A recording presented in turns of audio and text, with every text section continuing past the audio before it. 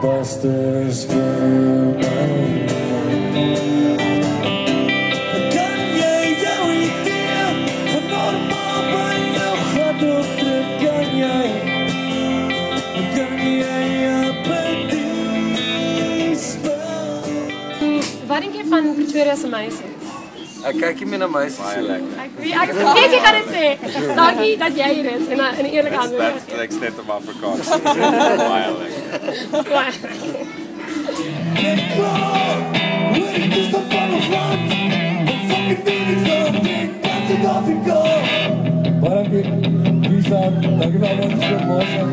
Ons het nou net 'n album klaar gemaak, so se naam is Wees Bang. Ek dink dit is vir ons 'n baie 'n spesiale ding.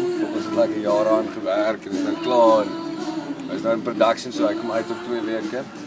Basically dan soos weer hierbo. A week basically. Miskien moet jy maar vir jou so flat hierbo kom hier vir 'n rukkie.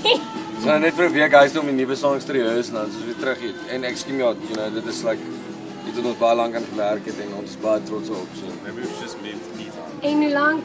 Ja, maybe sure. I'll never stay up here. En hoe lank? Oh, come on. I love Pete Town, but I'll never fucking stay. I love you, but I'll never live here. Hoekom Fransjo het jy besluit om nou die solo tour te doen?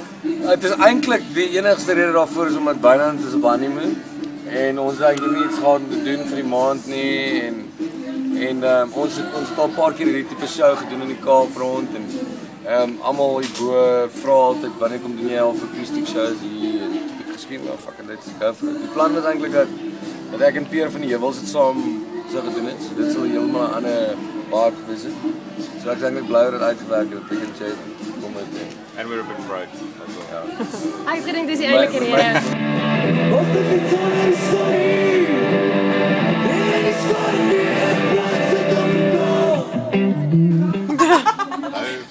Natuurlijk. Van Coca-Cola. Trick question. Enige birthday wishes wat jy wil uitstuur wat so teen volgende week op die internet sal wees? No, nothing like that. For yourself? Birthday wishes for myself. I wish for you the best There we go. 29 year. He's a good man, my fellow man. I love him.